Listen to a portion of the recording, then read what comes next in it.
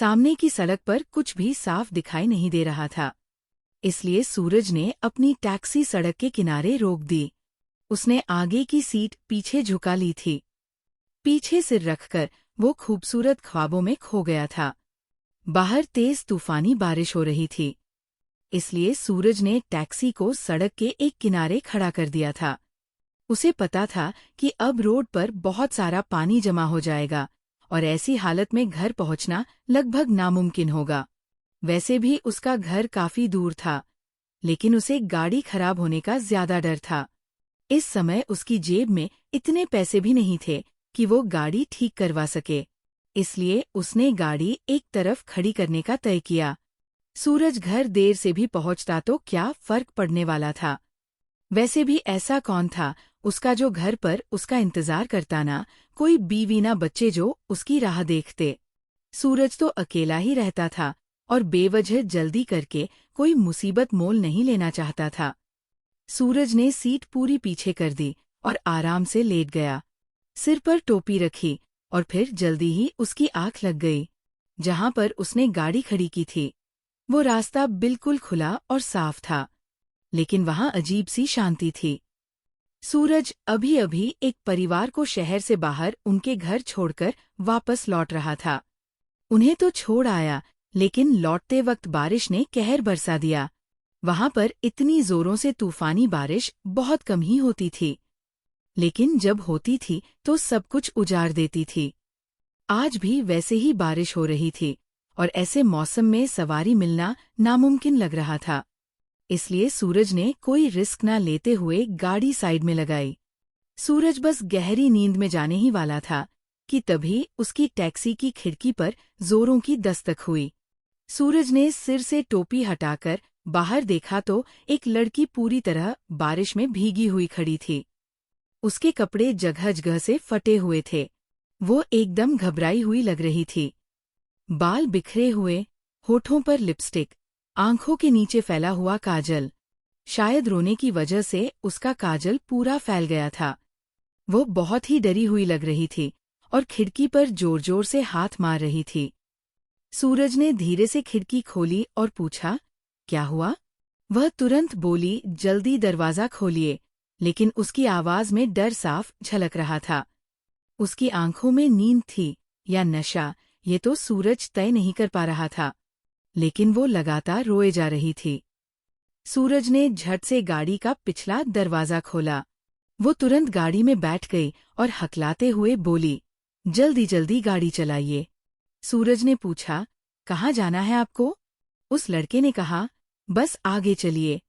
वो बार बार पीछे मुड़कर देख रही थी, जैसे कोई उसका पीछा कर रहा हो। सूरज ने धीरे से कहा, कम से कम इतना तो बताइए कि आपको जाना कहाँ है? वो घबराए हुए आवाज में बोली, मुझे कुछ समझ नहीं आ रहा। मुझे नहीं पता मैं अभी कहाँ हूँ। सूरज ने उस लड़की से फिर पूछा, तो क्या आप इतना बता सकती हैं कि आपको जाना कहाँ है? लेकिन उसने कोई जवाब नहीं दिया। वो बार बार अपने सिर पर हाथ मार रही थी। उसकी आंखों पर नींद और नशे का असर चढ़ता जा रहा था, जैसे वह जबरदस्ती होश में रहने की कोशिश कर रही थी। वह सोच रही थी कि उसे कहाँ जाना है, लेकिन वो पूरी तरह से कंफ्यूज लग रही थी। वह लड़की अजीब सा बर्ताव कर रही थी। अचानक वो लड़की बोली, वो मेरे पीछे पड़े हैं, वो मुझे नहीं छोड़ेंगे, उन्होंने मेरे कपड़े भी फाड़ दिए। इतना कहते ही वो पिछली सीट पर खुद को गिराकर लेट गई और धीरे धीरे उसकी आंखें बंद होने लगी। सूरज उसे कुछ पूछना चाहता था, लेकिन उसने कोई जवाब नहीं दिया। अब सूरज ने गाड़ी चलाना शुरू कर दिया। लड़की तो जैसे खुद पर से होश ही खो बैठी थी और सूरज एक अजीब सी उलझन में फंस गया था। वह सोच रहा था, अब क्या करूं? इस लड़की को कहाँ ले जाऊं? क्योंकि वह तो बेहोश होकर गिर गई थी। उसने गाड़ी की स्पीड बढ़ाने की कोशिश की, लेकिन उसे पता था आगे की सड़क पर पूरी तरह से पानी भरा हुआ है और गाड़ी के फंसने के चांसेस है। ऊपर से वो रोड भी काफी अंधेरी थी। उसके दिमाग में बस एक ही ख्याल चल रहा था, भगवान ही जाने ये बेचारी लड़की किसके चुंगल से निकलकर भागी होगी। उसके कपड़े सचमुच जगह जगह से फटे हुए थे। कंधे पर कोई दुपट्टा भी नहीं था। सूरज ने गाड़ी रोकी और पीछे मुड़कर देखा तो लड़की के हाथों और बाजों पर खरोच के निशान साफ दिख रहे थे। उसी तरह के खरोच के निशान उसके गले पर भी थे। सूरज ने तुरंत अपनी नजरें फेर ली, क्योंकि उसके कपड़े गले के पास से भी फटे हुए थे और उसका शरीर काफी हद तक खुला हुआ था। सूरज ने अपने ऊपर की शाल उतारी और धीरे से लड़की को ओढ़ा दी। वह लड़की पीछे की सीट पर बेहोश पड़ी थी। फिर सूरज ने शाल उसके चेहरे तक खींच दी और एक लंबी सांस ली। वो लड़की बहुत सुंदर थी, इतनी कि उसकी खूबसूरती को देखकर किसी भी भले आदमी की नीयत बिगड़ जाए। सूरज ने अपना सिर झटक दिया और फिर से गाड़ी चलाने लगा। तभी एक गाड़ी सूरज के गाड़ी के सामने आकर रुक गई। वो बहुत तेजी से पीछे से आई थी। सूरज को हैरानी हुई। वो सोच रहा था कि मेरी गाड़ी को भला कौन रोक सकता है, कि तभी उस गाड़ी से दो लड़के उतरे और सूरज की गाड़ी की खिड़की पर जोर जोर से थपथपाने लगे। सूरज ने खिड़की की कांच थोड़ी नीचे की और पूछा, कौन हो तुम लोग?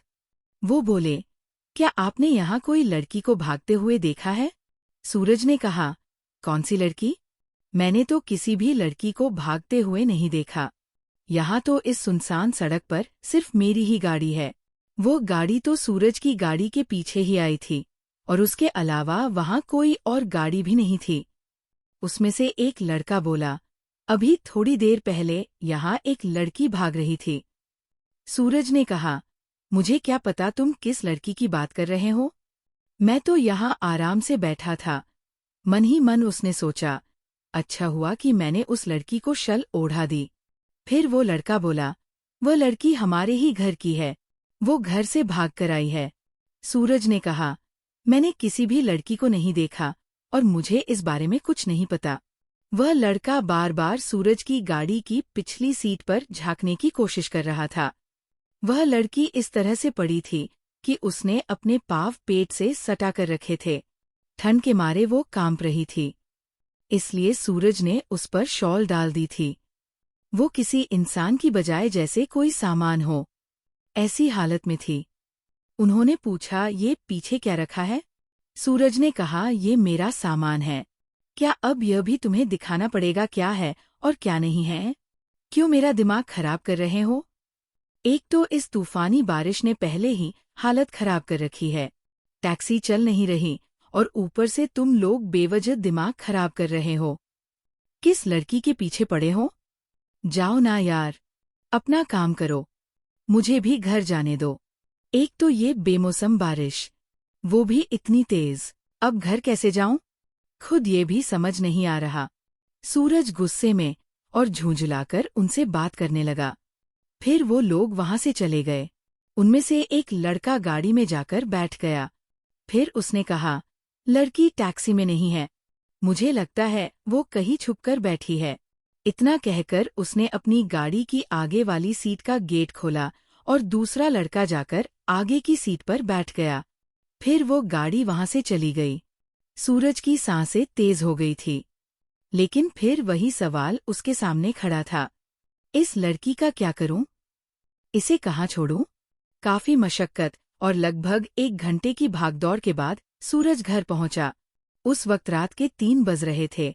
सूरज का घर छोटा सा था, उसे अपनी टैक्सी बाहर ही खड़ी करनी पड़ती थी।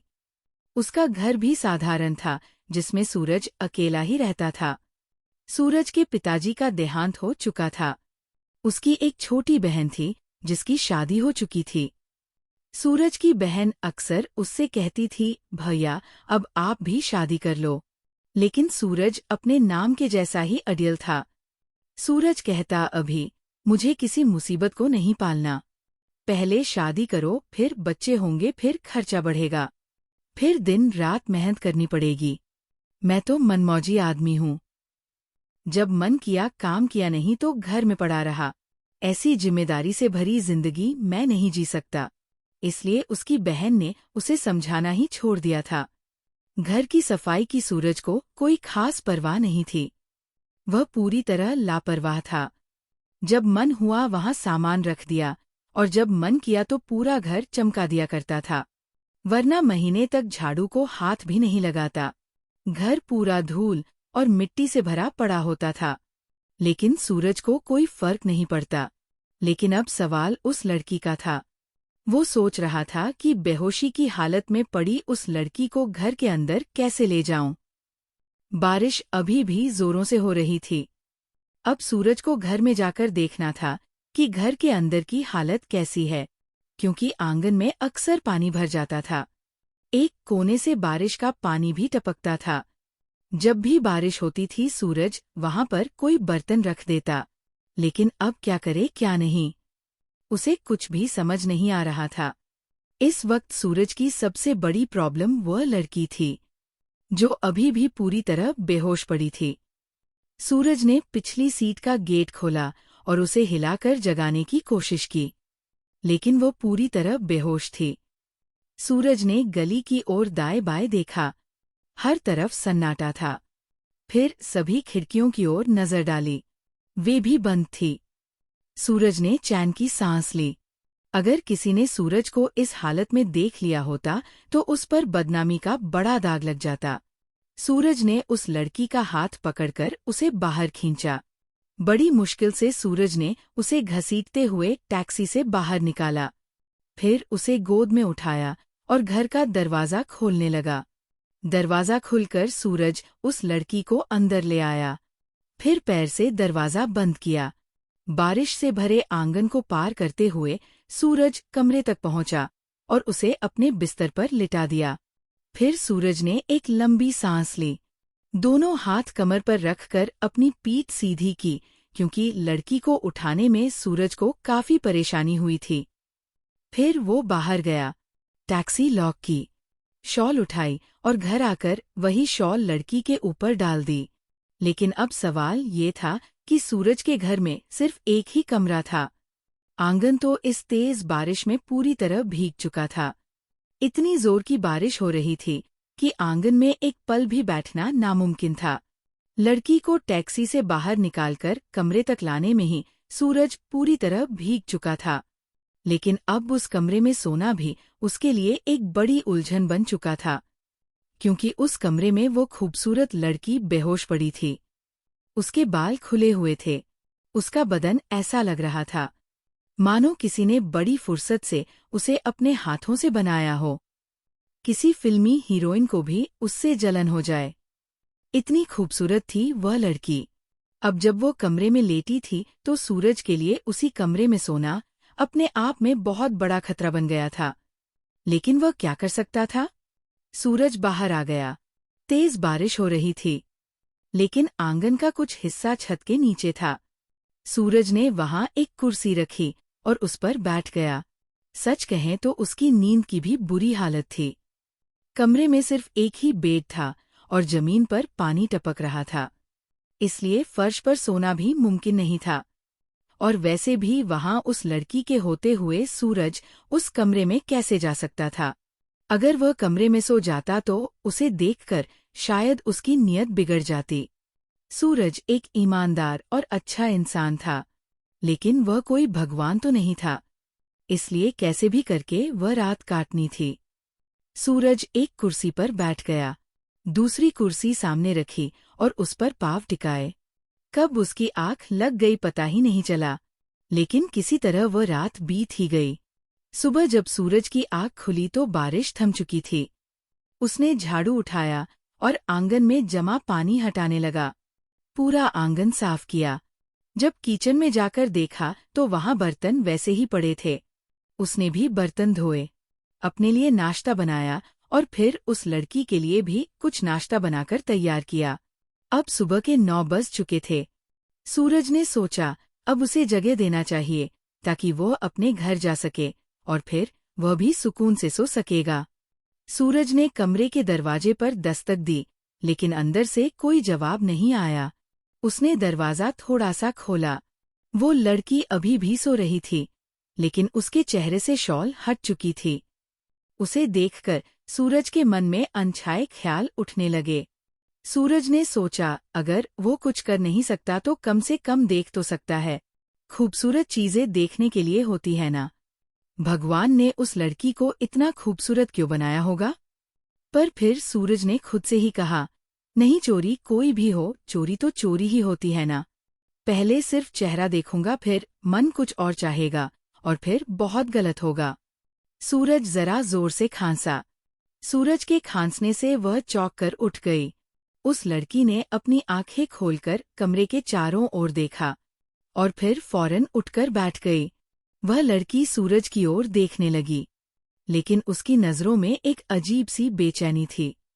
वह बोली, मैं यहाँ कैसे?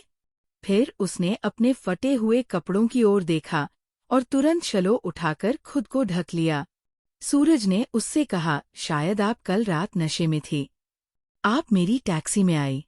मैंने आपसे कई बार पूछा कि आपको कहाँ जाना है, आपको कहाँ छोड़ूं, लेकिन आपने कुछ भी नहीं बताया और फिर बेहोश हो गई। मजबूरी में मुझे आपको अपने घर लाना पड़ा। आप पूरी तरह बेहोश थी, इसलिए मुझे आपको उठाकर लाना पड़ा। लेकिन देखिए, ये मेरी मजबूरी थी। मैंने सिर्फ इतना ही किया, इसके आगे कुछ भी नहीं। आप पूरी तरह से सेफ है। सूरज की बात सुनकर वह लड़की बहुत घबरा गई थी। सूरज ने कहा, बाथरूम कमरे के बाहर है। आप चाहे तो थोड़ा फ्रेश हो लीजिए और नाश्ता कर लीजिए। मैंने नाश्ता बना दिया है। बाकी आप बस मुझे इतना बता दीजिए कि आपका घर कहाँ है। आपके गांव या एरिया के बारे में कुछ बताइए ताकि मैं आपको छोड़ सकूं। वह लड़की बोली, आपके पास कपड़े होंगे ना? सूरज थोड़ा उलझन में पड़ गया। उसने पूछा, क्या मतलब? वो लड़की फिर बोली, मतलब कपड़े होंगे ना घर में, क्योंकि मेरे कपड़े फटे हुए हैं। सूरज ने कहा, मेरे पास लड़की के कपड़े नहीं हैं। मैं अकेला रहता हूँ। मेरे माता पिता नहीं हैं। मेरी एक छोटी बहन है, लेकिन उसकी भी शादी हो चुकी है, इसलिए घर में सिर्फ मेरे ही कपड़े हैं। सूरज ने उससे पूछा, क्या आप ये कपड़े पहनेंगी? वो लड़की बोली, हाँ, कुछ भी चलेगा। आप जो भी देंगे मैं पहन लूंगी। सूरज ने कहा, ठीक है। फिर सूरज ने अपनी अलमारी खोली और अपने कुछ कपड़ों में से एक ड्रेस निकाल लाया और बेड पर रख दिए। वो लड़की शॉल में लिपटी हुई उठी। उसने कपड़े लिए और बाहर वॉशरूम में चली गई। जब वो बाहर आई तब तक उसका सारा मेकअप उतर चुका था। सूरज के ढीले ढाले कपड़ों में वो आरवी डरी सहमी सी लग रही थी। उस लड़की ने अब भी वही शॉल अपने ऊपर ओढ़ रखी थी। सूरज ने उसके लिए छोटे से टेबल पर नाश्ता रखा। वह लड़की सूरज के सामने वाली कुर्सी पर बैठ गई। उसके सामने चाय और नाश्ता रखा था। उस लड़की ने थोड़ा सा नाश्ता किया और फिर चाय पीने लगी, लेकिन उसके चेहरे पर साफ दिख रहा था कि वह किसी गहरे सोच में डूबी हुई है। सूरज ने उससे पूछा, आपको कहाँ जाना है? वो लड़की बोली, मेरा तो कोई नहीं है। मैं पूरी तरह बेसहारा हूँ। ये सुनकर सूरज को झटका सा लगा। सूरज ने फिर उस लड़की से पूछा, तो वो लोग कौन थे जो तुम्हारा पीछा कर रहे थे? वह बोली, वह मेरी बदकिस्मती थी जो मेरे पीछे लगी हुई थी। इतना कहकर वह लड़की अपने आंसू पोंछ रही थी। सूरज ने कहा, जब आप बेहोश हो गई थी, उसके थोड़ी दूरी पर ही उन लोगों ने मेरी टैक्सी को रोक लिया था। ये सुनकर वह लड़की चाय का कप जो अपने होठों के पास ले जा रही थी, उसका हाथ वहीं पर रुक गया। वह बोली, फिर उस गाड़ी में कौन था? सूरज ने कहा, मुझे नाम तो नहीं पता, लेकिन 2 लड़के थे और वह किसी गुंडे जैसे लग रहे थे। उन्होंने मुझसे पूछा कि क्या यहाँ कोई लड़की भागती हुई आई है? इतना सुनते ही उस लड़की के चेहरे की रंगत उड़ गई। वह बोली, फिर आपने क्या कहा? सूरज ने बताया, मैंने आपके ऊपर शर डाल दी थी, इसलिए उन्होंने पीछे देखा ही नहीं कि कोई है या नहीं। मैंने उनसे कहा कि मैंने किसी लड़की को नहीं देखा। उस लड़की ने राहत की सांस ली और कहा, आपका बहुत बहुत शुक्रिया, आपने मेरी जान बचा ली। सूरज ने कहा, जान तो बच गई, लेकिन अब आगे क्या करना है? सूरज उससे कहना चाहता था कि आप मेरे घर में कब तक रहने वाली है, लेकिन सूरज उससे साफ साफ बात नहीं कर पा रहा था। सूरज एक मिडिल क्लास लड़का था। सूरज दूसरे लोगों के घर जाता था। वह लोग भी उसके घर आते थे। सूरज का बचपन इन्हीं गलियों में बीता था। कई बार जब घर पर वो खाना नहीं बना पाता था तो वो पड़ोसी से मांग कर लाता था, और पड़ोसी भी उसे खाना दे देते थे, क्योंकि सबको पता था कि सूरज के घर में कोई औरत नहीं है, उसका घर संभालने वाला कोई नहीं है। अब अगर किसी ने उसके घर में एक अनजान लड़की को देखा होता तो 100 सवाल खड़े हो जाते। सबसे बड़ी बात ये होती कि लोग उसकी ईमानदारी पर भी सवाल उठाते। वो लड़की बोली, मैं कहाँ जा सकती हूँ? आप मुझे किसी अनाथालय में छोड़ दीजिए। सूरज ने फिर एक बार उस लड़की से पूछा, वो लोग कौन थे जो तुम्हारा पीछा कर रहे थे? वह बोली, ये मैं आपको नहीं बता सकती। प्लीज मुझसे ऐसे सवाल मत पूछिए। सूरज चुप हो गया। आगे उसने कोई भी सवाल नहीं किया। शायद वह लड़की अपनी बातें सूरज से शेयर नहीं करना चाहती थी। ये उसका पर्सनल प्रॉब्लम था। सूरज ने कहा, ठीक है, आप नाश्ता कीजिए, मैं आपको अनाथालय छोड़ आता हूँ। तभी वो लड़की बोली, नहीं, रहने दीजिए, ऐसा कीजिए। और फिर वह चुप हो गई और कमरे में जाकर बैठ गई। सूरज समझ गया कि शायद अब वो कहेगी कि उसे मेन रोड तक छोड़ दे। लेकिन जब बहुत देर तक वह लड़की बाहर नहीं आई तो सूरज उसके कमरे के पास गया। दरवाज़ा खटखटाने से पहले ही सूरज को उसकी सिसकियों की आवाज़ सुनाई दी। वह लड़की बहुत ज्यादा रो रही थी। जब सूरज ने दरवाज़ा खटखटाया तो अचानक से वह चुप हो गई। सूरज कमरे में जाता, उसे पहले ही वह लड़की अपने आंसू पोंछने लगे। लड़की ने कहा, क्या मैं यहाँ रुक सकती हूँ? पता नहीं क्यों, पर सूरज को उस अनजान लड़की के लिए बहुत बुरा लग रहा था। सूरज उस कमरे से बाहर आ गया, लेकिन सूरज उस लड़की को अपने घर में नहीं रहने दे सकता था। सूरज को डर था कि लोग उस पर उंगली उठाएंगे या उसकी ईमानदारी पर शक करेंगे। थोड़ी देर बाद वो लड़की बाहर आई। बहुत ज्यादा रोने की वजह से उसकी आंखें लाल हो चुकी थी। सूरज ने लड़की से कहा, देखिए, अगर आपका कोई रिश्तेदार या जान पहचान वाला हो तो बताइए, मैं आपको उनके घर छोड़ देता हूँ। वो लड़की बोली, मेरा कोई नहीं है। फिर सूरज ने उससे कहा, देखिए, मैंने आपको पहले भी कहा था, मैं आपको अपने घर में नहीं रख सकता। वो लड़की बोली, ठीक है। फिर वो सूरज के साथ बाहर आई और टैक्सी में बैठ गई। सूरज ने टैक्सी स्टार्ट की और उस लड़की को मेन रोड पर छोड़ दिया। लड़की को छोड़ने के बाद सूरज भी अपने काम पर निकल गया। लेकिन पूरा दिन सूरज उस लड़की के बारे में ही सोच रहा था। बार बार उस लड़की का मासूम चेहरा उसकी आंखों के सामने आ रहा था। वह लड़की सूरज के दिलो दिमाग पर हावी होती जा रही थी। वो लड़की कौन थी? उसका नाम क्या था? उसने अपने बारे में कुछ भी तो नहीं बताया था। और वह लड़के जो उसका पीछा कर रहे थे, वो लड़के कौन थे जिन्होंने उसके कपड़े तक फाड़ दिए थे? सूरज का पूरा दिन यूं ही लड़के के बारे में सोचकर बीता, जो उसके साथ पूरी रात रहकर भी उसने खुद के बारे में उसे कुछ भी नहीं बताया था। आज बाकी दिनों के मुकाबले सूरज को ज्यादा सवारियां मिले। रात के 10 बजे के करीब सूरज फ्री हुआ और फिर घर लौटा। आज वो बहुत ज्यादा थक गया था। किसी पड़ोसी से 2 रोटियां ले आने का उसने सोचा। उसे कुछ खास बनाना नहीं आता था। जब उसकी बहन आती थी तो ढेर सारा खाना बनाकर फ्रिज में रख जाती थी। कई दिनों तक उसी से सूरज का काम चलता था।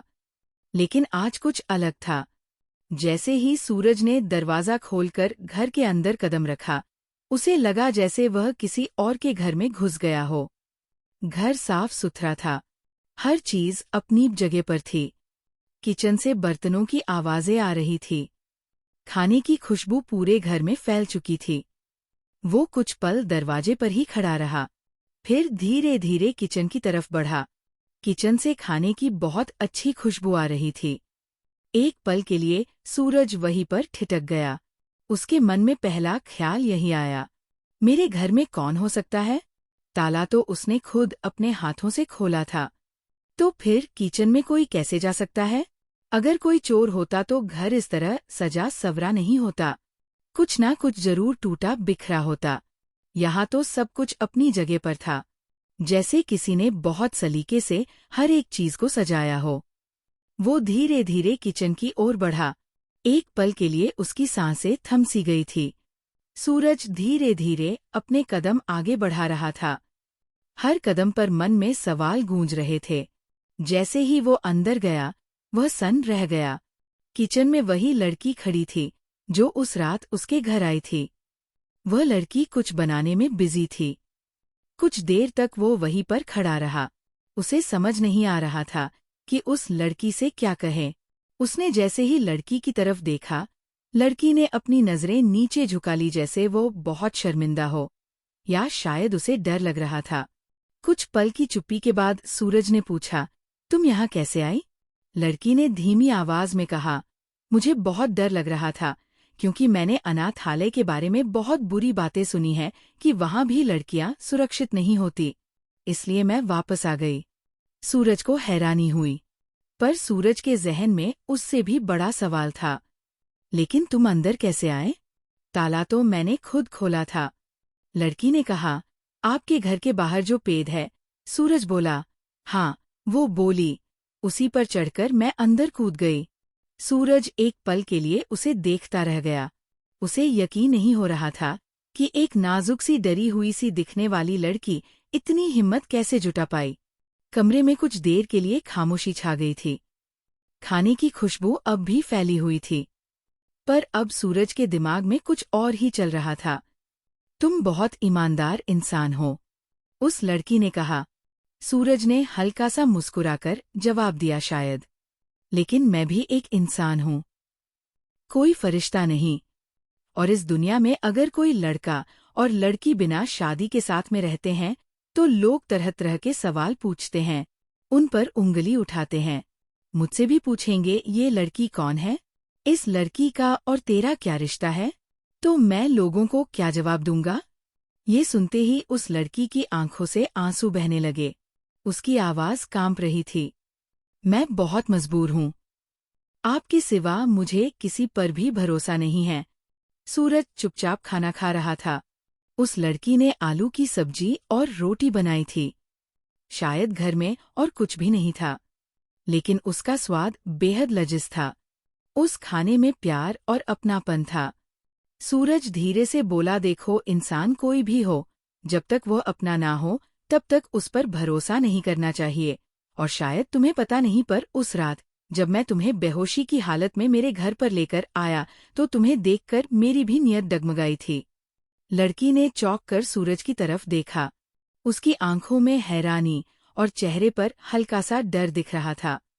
पर सूरज ने अपनी नजरें फेर ली। वो अपनी बात जारी रखते हुए बोला, कल रात मेरे मन में भी ख्वाहिश उठी थी कि दरवाजा बंद कर लो, तुम्हारे साथ रह जाऊं। तुम समझ रहे हो ना मैं क्या कह रहा हूं? अब लड़की के माथे पर चिंता की लकीरें आने लगी थी, लेकिन सूरज की बातों में सिर्फ सच्चाई थी। सूरज ने कहा, देखो, मुझे गलत मत समझना, मैं मर्द हूं। हाँ, मैं अच्छा इंसान हो सकता हूं, लेकिन मैं कोई भगवान नहीं हूं। जब तुम सो रही थी तो इतनी मासूम, इतनी खूबसूरत लग रही थी कि किसी के भी मन में गलत ख्याल आ सकते थे। एक पल रुककर सूरज ने गहरी सांस ली और फिर कहा, लेकिन भगवान को साक्षी मानकर कहता हूँ, मैंने तुम्हारे साथ कुछ भी गलत नहीं किया। पूरी रात आंगन में ही कुर्सी डालकर बैठा रहा। मैंने तुम्हारे कमरे का दरवाजा बंद कर दिया था और खुद को भी वही रोक लिया। सुबह तक मेरी कमर में दर्द होने लगा था। सूरज ने धीरे से आसमान की ओर देखा और धीमी आवाज में बोला, हर दिन ऐसी परीक्षा मैं नहीं दे सकता। आज भी आसमान में काले बादल छाए हुए हैं, क्या पता रात को फिर तेज बारिश हो जाए। अब तुम ही बताओ, अगर तुम कमरे में सोओगे तो मैं कहाँ जाऊं? मेरे घर में तो बस एक ही कमरा है। वह लड़की गहरी सोच में पड़ गई। फिर धीरे से बोली, आप अपने कमरे में जाकर सोइए, मैं आंगन में बैठकर ही रात काट लूंगी। सूरज ने नजरें झुकाए जवाब दिया, देखो, ये इस प्रॉब्लम का हल नहीं है। इस तरह तो हर रात बोझ लगने लगेगी। कुछ देर की चुप्पी के बाद सूरज ने सीधा सवाल किया, तुम मुझे बताती क्यों नहीं कि तुम कौन हो? कहाँ से आई हो? तुम्हारे साथ क्या हुआ था? वो लड़के कौन थे? लड़की की आंखों में पुराने जख्मों का नमक फिर से घुल गया। उसने कांपते आवाज में कहा, मुझे बस इतना याद है कि मैं अपनी इज्जत बचाने के लिए भागी थी, लेकिन उन लोगों ने मुझे शराब पिलाई थी। इसलिए मैं वहां से तो निकल गई पर ज्यादा दूर नहीं जा पाई। तभी आपकी टैक्सी दिखी और मैं उसमें आकर बैठ गई। उसके बाद क्या हुआ मुझे ठीक से याद नहीं, लेकिन जब सुबह मेरी आँख खुली तो मैं आपके घर में महफूज थी। मुझे पहली बार ऐसा लगा कि इससे ज्यादा सुरक्षित जगह और कोई नहीं हो सकती थी। सूरज ने थोड़ा झिझकते हुए फिर पूछा, पर तुम उन लड़कों तक पहुंची कैसे? ये सुनकर लड़की का चेहरा फिर से गीला हो गया। उसका दर्द आंखों से बह निकला। मेरी माँ अब इस दुनिया में नहीं है। पापा ने दूसरी शादी कर ली थी और मेरी सौतेली माँ, वह मुझे शुरू से ही पसंद नहीं करती थी। उसने अपने ही किसी दूर के भाई से मेरी शादी तय कर दी थी। सूरज खामोशी से लड़की की बातें सुन रहा था। उसका मन उलझा हुआ था, लेकिन उसने अपने चेहरे पर वो जाहिर नहीं होने दिया। लड़की ने आगे कहा, मजबूरन मुझे मेरे पिताजी के घर से भागना पड़ा। मैं भागते भागते एक दुकान के पास आई। उस दुकान के पास 2 लड़के खड़े थे और उन लड़कों से मैंने मदद मांगी, लेकिन मुझे क्या पता था कि वह भी भेड़िया निकलेंगे। कहते उसकी आवाज भर। उन्होंने मदद के बहाने मुझे एक गाड़ी में बैठाया और शराब पिलाई। उन्होंने कहा, ये तो सिर्फ सॉफ्ट ड्रिंक है। पर जब उन्होंने मेरे साथ कुछ गलत करने की कोशिश की, उससे पहले ही मैंने गाड़ी का दरवाज़ा खोला और जैसे तैसे करके गाड़ी से भाग निकली। तभी कुछ दूरी पर आपकी टैक्सी खड़ी थी। मैं आपकी गाड़ी में आकर बैठ गई और बस आपको गाड़ी चलाने को कहा। यही सब हुआ। सूरज ने गहरी सांस ली और फिर पूछा, तो क्या मैं तुम्हें तुम्हारे पापा के घर छोड़ दूं? लड़के ने कुछ पल की चुप्पी के बाद उसकी आंखों में देखा और कहा, अब मैं आपको सब कुछ सच बताती हूँ। अगर मैं मेरे घर वापस गई तो फिर भी मेरी सौतेली माँ उस बिगड़े हुए लड़के से जबरन मेरी शादी करवा देगी। बोलते हुए उसकी आवाज कांप रही थी। पर उसके घर वापस ना जाने का उसका इरादा अभी भी पक्का था। सूरज ने धीरे से कहा, हाँ, लेकिन मैं क्या कर सकता हूँ? लड़की ने उसकी आंखों में देखकर कहा, बस आप मुझे अपने घर में रहने दीजिए। सूरज थोड़ी देर तक उसे देखता रहा और फिर कुछ सोचकर बोला, मैं तुम्हें यूं ही मेरे घर में रहने की इजाजत नहीं दे सकता। अगर मुझे तुम्हें अपने घर में रखना है तो तुम्हें मुझसे शादी करनी होगी। उस लड़की ने हैरानी से कहा, वो क्यों? सूरज ने गहरी सांस ली और कहा, इस एरिया में मेरी बहुत इज्जत है। अगर मैं किसी अनजान लड़की को यूं ही अपने घर में रखूंगा तो लोग उंगली उठाएंगे और मेरी बदनामी होगी। लड़की ने एक बार फिर सूरज की ओर देखा और फिर धीरे से बोली, ठीक है, मैं आपसे शादी करने के लिए तैयार हूँ। सच कहे तो वह लड़की बेहद खूबसूरत थी। उसका नाम प्रिया था। सूरज भी